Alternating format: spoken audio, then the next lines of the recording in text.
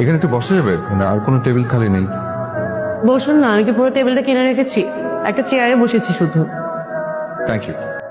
এই মামা এদিকে আসুন তো। কি ভাজি রান্না করছো? লবণ নাই, স্বাদ নাই।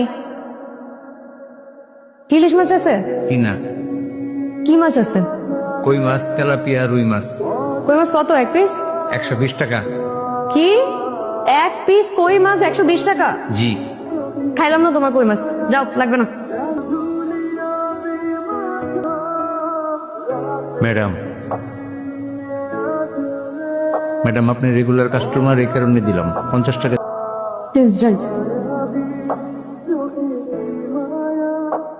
কিছু বলবেন? না।